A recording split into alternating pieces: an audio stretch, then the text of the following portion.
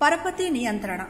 కేంద్ర బ్యాంకులు పాటించే విధులలో అతి ముఖ్యమైన విధి వాణిజ్య బ్యాంకుల పరపతిని, దేశంలోని ద్రవ్య చలామణిని నియంత్రణ చేయడం. దేశంలోని కరెన్సీని, పరపతిని నియంత్రించడంలో కేంద్ర బ్యాంకు చాలా ప్రముఖ పాత్ర వహిస్తుందనే చెప్పాలి. దేశంలోని పరపతి పరిమాణాన్ని, కరెన్సీని నియంత్రణలో ఉంచి ద్రవ్య సుస్థిరతను కాపాడడమే కేంద్ర బ్యాంకు యొక్క ముఖ్య ఉద్దేశం.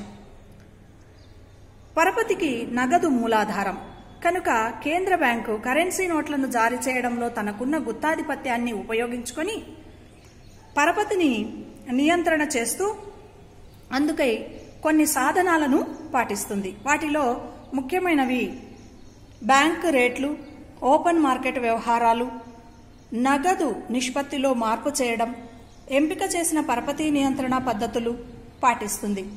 ఎంపిక చేసిన పరపతి నియంత్రణ పద్ధతుల్లో భాగంగా తిరిగి మార్జిన్లను నిర్ణయించడం, అదేవిధంగా పరపతి రేషనింగ్, నైతికోద్బోధము, వినియోగదారుల పరపతి నిబంధనలు, రుణాలు, అడ్వాన్సులపై నియంత్రణ మరియు ప్రత్యక్ష చర్యలను చేపట్టడం వంటి వాటితో ఎంపిక చేసుకొని అవసరమైన పద్ధతులను ఉపయోగిస్తూ నియంత్రణ చేస్తుంది పరపతిని. ఇందులో బ్యాంకు రేటు విషయానికొస్తే అర్హత గల హుండీలపై కేంద్ర బ్యాంకు రీడిస్కౌంట్ చేసుకునేందుకు గాను విధించే కనీసపు రేటే బ్యాంకు రేటు. కొన్ని దేశాలలో అనుషంగిక సెక్యూరిటీల మీద కూడా కేంద్ర బ్యాంకు సభ్యులైన బ్యాంకులకిచ్చే స్వల్పకాలిక రుణాల మీద వడ్డీ రేటును కూడా బ్యాంకు రేటు అని అంటారు. ద్రవ్య మార్కెట్లో ఉన్న వడ్డీ రేటునే బ్యాంకు రేటు, వడ్డీ రేట్లన్నీ కూడా బ్యాంకు రేటుతోనే ముడిపడి ఉంటాయి. బ్యాంకు రేటును అనుసరించి ద్రవ్య మార్కెట్లోని వడ్డీ రేట్లన్నీ మారుతూ ఉంటాయి. దేశంలోని ఆర్థిక స్థితిగతుల మీద బ్యాంకు రేటు ప్రభావం మీద ఆధారపడి రెండు సిద్ధాంతాలు చలామణిలో ఉన్నాయి. ఒక సిద్ధాంతాన్ని హ్యాట్రే మహానుభావుడు ప్రతిపాదించగా మరొక సిద్ధాంతాన్ని కీన్స్ ప్రతిపాదించడం జరిగింది. హ్యాట్రే ప్రకారం బ్యాంకు రేటును పెంచితే వ్యాపారస్తులు తమ వద్ద నిల్వ చేసుకునే సరుకుల పరిమాణం తగ్గించుకొని రుణాలను తిరిగి చెల్లించడం మొదలు పెడతారు. అంతేకాకుండా ఉత్పత్తిదారులకు తక్కువ ఆర్డర్లను ఇస్తారు. ఉత్పత్తిదారులు తాము ఉత్పత్తి చేయాల్సిన వస్తువుల పరిమాణాన్ని తగ్గించుకుంటారు. ఉత్పత్తి తయారీలో పాల్గొనే ఉత్పత్తి కారకాలకు నిరుద్యోగిత ఏర్పడుతుంది. తద్వారా ఆదాయం పడిపోతుంది, వస్తువుల డిమాండ్ తగ్గిపోతుంది, వస్తువుల ధరలు తగ్గుతాయి. వ్యాపారస్తులు వస్తువులకు ఆర్డర్లను మరింత తగ్గిస్తారు. తద్వారా ఉద్యోగిత, ఆదాయాలు, ధరలు విపరీతంగా తగ్గిపోతాయి. ఇలా ప్రతి ద్రవ్యోల్బణపు పరిస్థితి ఏర్పడుతుంది. అందుకని ద్రవ్యోల్బణ పరిస్థితి ఉన్నప్పుడు సాధారణంగా బ్యాంకులు బ్యాంకు రేటును పెంచాల్సి ఉంటుంది. ద్రవ్యోల్బణ పరిస్థితులు జోరుగా ఉన్నప్పుడు వాణిజ్య బ్యాంకుల పరపతి సృష్టిని అవాంఛనీయంగా పెంచుతూ పోతున్నప్పుడు బ్యాంకు రేటును పెంచడం జరుగుతుంది. ఆర్థిక పరిస్థితి మందంగా ఉన్నప్పుడు, ప్రతి ద్రవ్యోల్బణ పరిస్థితులు సంభవించినప్పుడు బ్యాంకు రేటును తగ్గించడం జరుగుతుంది. అప్పుడు సరుకులను నిల్వ చేసే వ్యయము తగ్గుతుంది. వ్యాపారస్తులు ఎక్కువ ఆర్డర్లను ఇస్తారు. ఉత్పత్తిదారులు ఎక్కువ ఉత్పత్తిని చేపడతారు. ఉత్పత్తిదారులు చేసిన అధిక ఉత్పత్తి వల్ల ఉత్పత్తి కారకాలకు ఆదాయం పెరుగుతుంది, ఉద్యోగ కల్పన పెరుగుతుంది. ప్రజల ఆదాయం పెరగడంతో వస్తువులకు డిమాండ్ పెరుగుతుంది. అదేవిధంగా వస్తువుల ధరలు కూడా పెరుగుతాయి. తత్ఫలితంగా ద్రవ్యోల్బణ పరిస్థితి తిరిగి సంతరించుకుంటుంది. అంటే దేశంలో ద్రవ్యోల్బణ, ప్రతి ద్రవ్యోల్బణ పరిస్థితులకు అనుకూలంగా బ్యాంకు రేటును పెంచడం, తగ్గించడం చేస్తూ పోతాయి. బ్యాంకు రేటును ద్రవ్యోల్బణ కాలంలో పెంచడం, అదేవిధంగా ప్రతి ద్రవ్యోల్బణ కాలంలో తగ్గించడం చేయడం జరుగుతుంది. కీన్స్ సిద్ధాంతం ప్రకారం చూస్తే బ్యాంకు రేటు స్వల్పకాలిక రేట్ల ద్వారా కాకుండా దీర్ఘకాలిక రేట్ల ద్వారా దేశంలోని ఆర్థిక స్థితిగతులపై మార్పును తెస్తుందని ఈయన అభిప్రాయం. ఈయన ప్రకారం పెట్టుబడి పరిమాణం, వడ్డీ రేట్ల మీద మూలధనపు ఆస్తుల నుండి వచ్చే ఆదాయం మీద ఆధారపడి ఉంటుంది. స్వల్పకాలిక రేట్లు పెరిగినప్పుడు దీర్ఘకాలిక రేట్లు కూడా అవంతటవే పెరుగుతాయి. తద్వారా సాధారణంగా ఉత్పత్తిదారులు అప్పు తెచ్చి వ్యాపారం చేస్తూ ఉంటారు కాబట్టి వడ్డీ రేటులోని పెరుగుదల వల్ల వారి ఆదాయాలు తగ్గిపోతాయి. తత్ఫలితంగా పెట్టుబడి పెట్టే పరిమాణం తగ్గుతుంది. తద్వారా ఉత్పత్తి తగ్గి ఉద్యోగిత స్థాయి పడిపోయి వస్తువుల ధరలు కూడా తగ్గిపోతాయి. ఇటువంటి పరిస్థితులు ఏర్పడి ఉత్పత్తిదారులకు వచ్చే లాభాలు కూడా మరింత తగ్గిపోతాయి. ఉత్పత్తిదారులు తమ ఉత్పత్తులను మరింత తగ్గిస్తారు. అప్పుడు ప్రతిద్రవ్యోల్బణ పరిస్థితులు ఏర్పడతాయి. బ్యాంకు రేటును తగ్గిస్తే పైన వివరించిన పరిస్థితులకు భిన్నమైన పరిస్థితులు వస్తాయని, ఇప్పుడు చెప్పుకున్న పరిస్థితులన్నింటికీ భిన్నమైన పరిస్థితులు ఏర్పడతాయని ఈయన అభిప్రాయం.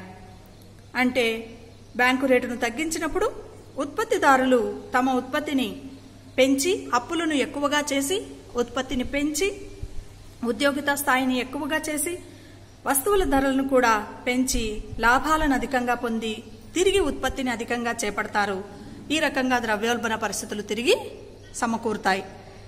ఇలా రెండు సిద్ధాంతాలు ఆచరణలో ఉన్నాయి.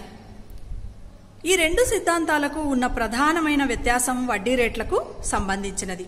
హ్యాట్రే స్వల్పకాలిక రేట్లకు ప్రాధాన్యత ఇస్తే కీన్స్ దీర్ఘకాలిక రేట్లకు ప్రాధాన్యతనివ్వడం జరిగింది. బ్యాంకు రేటులో మార్పుల కారణంగా ఆర్థిక కార్యకలాపాలలో మార్పులు వస్తాయి. బ్యాంకు పరపతి విస్తరణ వల్ల ధరలు పెరగవచ్చు, ద్రవ్యోల్బణ పరిస్థితులు నెలకొనవచ్చు. వాటిని తగ్గించడానికి బ్యాంకు రేటును పెంచుతారు. ద్రవ్యం తక్కువగా ఉన్నప్పుడు ప్రతిద్రవ్యోల్బణ పరిస్థితులలో బ్యాంకు రేటును తగ్గిస్తారు. అందువల్ల ధరలు తగ్గుతాయి. ఈ రకంగా ద్రవ్యోల్బణ ప్రతిద్రవ్యోల్బణ పరిస్థితులను ఎదుర్కొనేందుకు బ్యాంకు రేటును పెంచడం మరియు తగ్గించడం వంటి చర్యలను చేపట్టడం ద్వారా కేంద్ర బ్యాంకు వాణిజ్య బ్యాంకులపై నియంత్రణను, దేశంలో చలామణి అవుతున్న పరపతిని నియంత్రణ చేస్తుంది. ఓపెన్ మార్కెట్ వ్యవహారాలు. కేంద్ర బ్యాంకులు కొనుగోలు చేసే లేదా అమ్మజూపే సెక్యూరిటీల వ్యవహారాలే ఓపెన్ మార్కెట్ వ్యవహారాలు. వీటికి ద్రవ్య సప్లైకి మరియు పరపతికి ప్రత్యక్ష సంబంధం ఉంటుంది. తద్వారా వడ్డీ రేట్లపైన కూడా ప్రభావం ఉంటుంది. ద్రవ్య మార్కెట్లో ద్రవ్యం ఒత్తిడి ఎక్కువగా ఉంటే కేంద్ర బ్యాంకు సెక్యూరిటీలను కొంటుంది. నగదు రిజర్వు కొరత వల్ల వాణిజ్య బ్యాంకులు పరపతి సృష్టిని స్వేచ్ఛగా చేయవలసి వచ్చినప్పుడు ప్రతిద్రవ్యోల్బణ పరిస్థితులు ఉన్నప్పుడు కేంద్ర బ్యాంకు సెక్యూరిటీలను కొంటుంది. అప్పుడు సెక్యూరిటీలు అమ్మిన వారికి కేంద్ర బ్యాంకు నగదు ఇస్తుంది. వారంతా వాణిజ్య బ్యాంకులలో నగదును డిపాజిట్ చేస్తే బ్యాంకుల నగదు రిజర్వులు పెరుగుతాయి. అప్పుడు ఇవి పరపతిని పరచగలుగుతాయి. కేంద్ర బ్యాంకు సెక్యూరిటీలను కొనుగోలు చేయడంలో వాటి ధరలు పెరుగుతాయి, పెట్టుబడులకు ప్రోత్సాహం లభిస్తుంది. దానితో ఉత్పత్తి, ఉద్యోగ అవకాశాలు కూడా పెరుగుతాయి.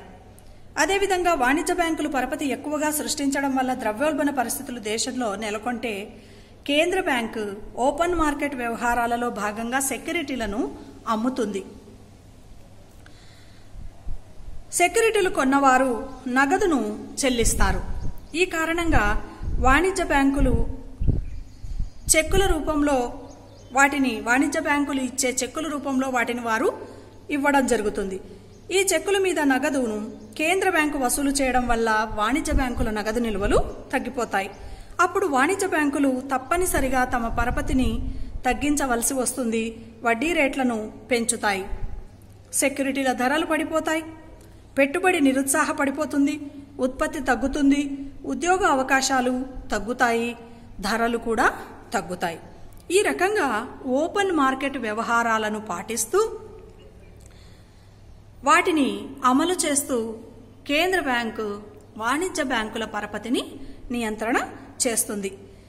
ఇలా ఓపెన్ మార్కెట్ వ్యవహారాలను కేంద్ర బ్యాంకు చేపట్టాలంటే వాటికి కొన్ని అనుకూల పరిస్థితులు ఉండాలి. దేశంలో పటిష్టమైన స్టాక్ ఎక్స్చేంజీలు ఉండాలి. వాటిలో స్వల్పకాలిక దీర్ఘకాలిక సెక్యూరిటీలను కొనేందుకు అమ్మేందుకు సౌకర్యాలు విరివిగా ఉండాలి. అదేవిధంగా కేంద్ర బ్యాంకు వద్ద విరివిగా నగదు సెక్యూరిటీలు ఉండాలి. అదేవిధంగా ఓపెన్ మార్కెట్ ద్రవ్య వ్యవహారాలతో సెక్యూరిటీలను కొనడానికి గాను తగినంత ద్రవ్యం ఉండాలి. వాణిజ్య బ్యాంకులు నేరుగా కేంద్ర బ్యాంకు నుంచి ద్రవ్య సహాయాన్ని పొందే పద్ధతి ఉండరాదు. అంతేకాకుండా వాణిజ్య బ్యాంకులు తమ నగదు రిజర్వులలోని మార్పుల ప్రకారం రుణాలను అడ్వాన్సులను పెంచుతాయని భావించడం జరుగుతుంది కనుక ద్రవ్య ఆర్థిక రాజకీయ సంబంధంగా చేయలేకపోయే అవకాశం కూడా ఉంది.